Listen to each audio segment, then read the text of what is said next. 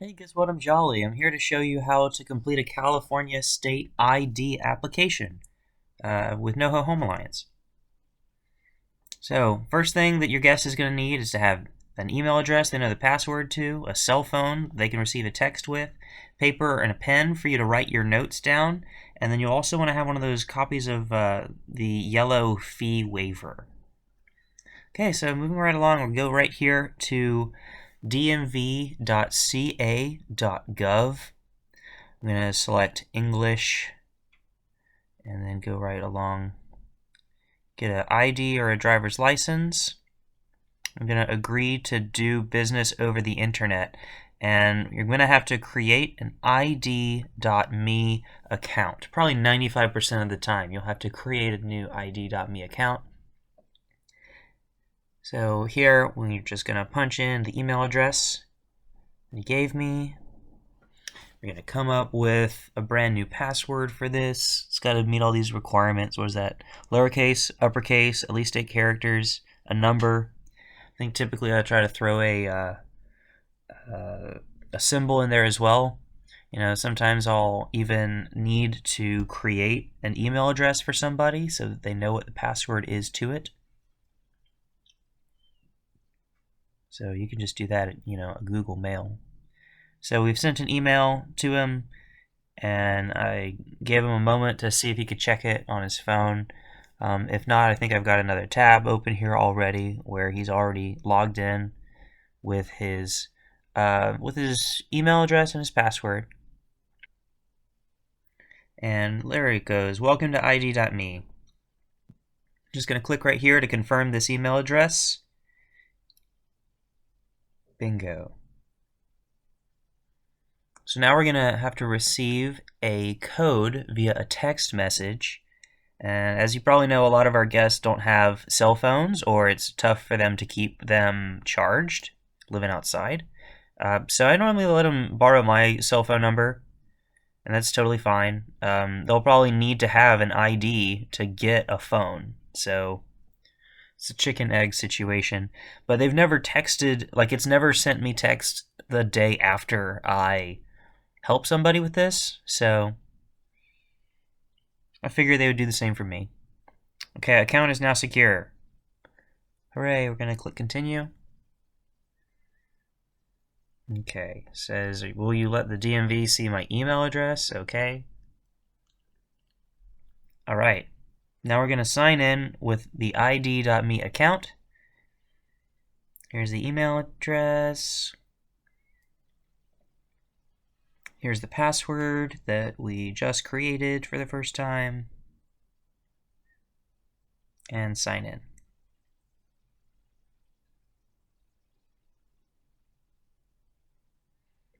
And we need to receive another text message.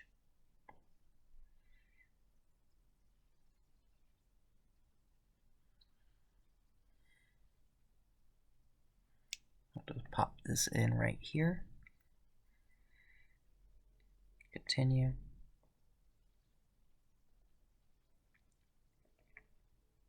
Okay. And when they tell me their name and their birth date, the first thing that I do is I write it down on my notes because I will need it again later. And it's just nice to not have to ask people over and over for the same information.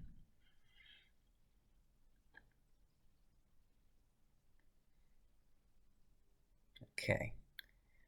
First, middle, last. And then their date of birth.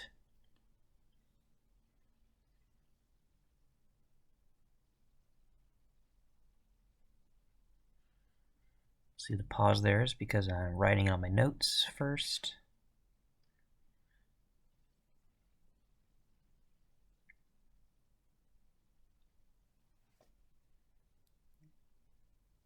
And do next.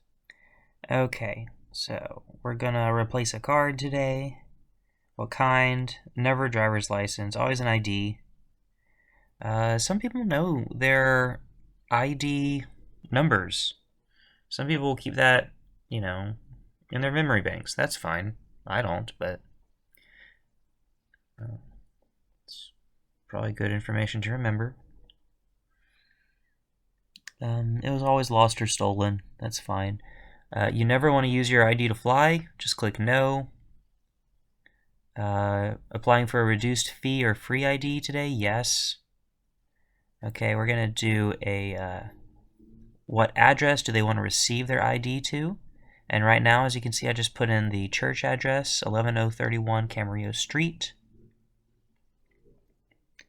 What is your sex? Female, male, and non-binary. We've got these demographic questions now. What color are your eyes? What color is your hair?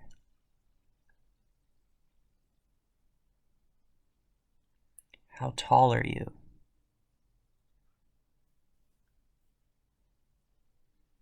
And these are all, of course, self-reported. No one's ever going to check. How much do you weigh? Do you have a social security number? You can click no at this. If you don't have a social security number, you still will be able to apply for and get an ID. But if you have a social, then yeah, by all means, this is your identification. You want it to be tied to that account.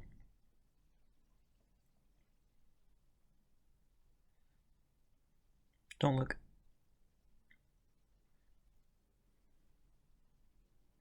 Okay. Did you ever get one under a different name? Typically, that's only if you replaced your maiden name when you got married. Did you ever serve in the U.S. military? That is if you want to receive benefits in the mail about stuff that you might be eligible for. I ask this question like, would you like to stay on the organ and tissue donor registry? Or would you like to opt to remove yourself? This screen, we're talking about voter registration. So are you a U.S. citizen? And then, do you meet all the voter registration requirements below? As in, you are a U.S. citizen, you reside in California, you're at least 18, and you're not currently serving in prison for a felony. And if you pass all of that, then you are eligible to vote. So you just click yes. And in California, you can automatically sign up to register to vote whenever you get your ID. So if you can, you should. If you want to register or even just update your registration, maybe it had an old mailing address on file or something. You will need to choose a political party or choose no political party. And also which language to get your materials in. Let's see, American Independence, Democrat, Green, Libertarian, Peace and Freedom, Republican, Other, No Party or None.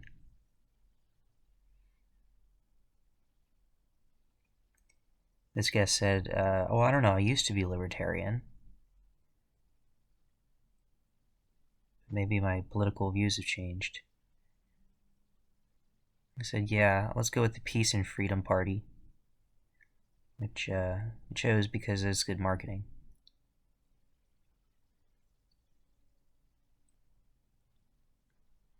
Let's click next. And now, what language do we want our election materials to arrive in? We've just got English. Want to get your ballot by mail before each election in California? This is your right. You might as well. It doesn't cost you more. Get it in the mail. Do you want to receive a reminder, email, or text message when it's time to vote?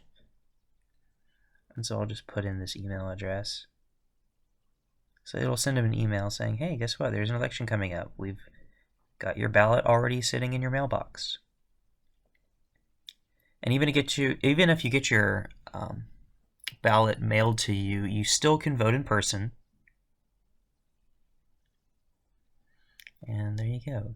Now your voter registration is going to be processed at the same time. So now we just kind of go over our answers. Let's see, I'm replacing, I know my ID number. It's not going to be Real ID compliant. This is not a driver's license.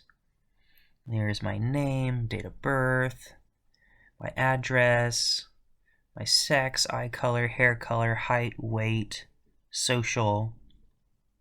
Everything there looks good, then we'll click submit. And now we've got an 8-digit code.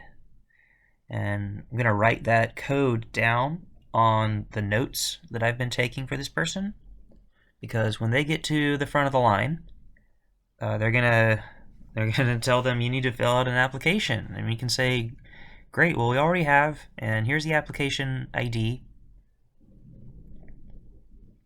It's just gonna save them one more step. The whole name of the game here is just removing hurdles for people. So we've already did the boring paperwork part of this. So the application is completed. That's step 1. Step 2 is going to be the ID waiver. Okay, so this is the no fee identification card eligibility verification. This is something that homelessness service providers are able to offer to people. All that they have to do is to verify homelessness status, and then they don't have to pay the $35 that it takes to get a new ID in California.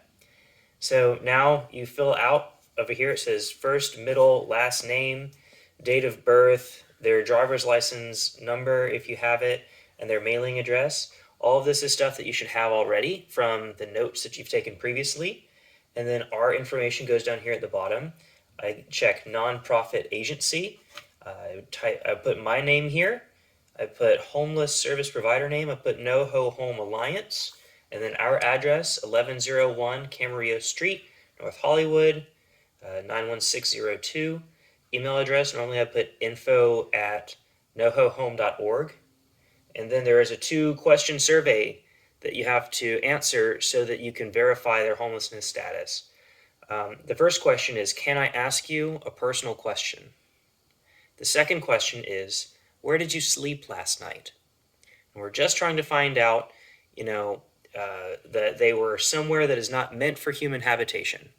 That's all it takes. And so then we fill out this piece of paper, and then we've got step 3 already completed. So now we're going to go back to setting the appointment for them. Go back to dmv.ca.gov, click Get in Line.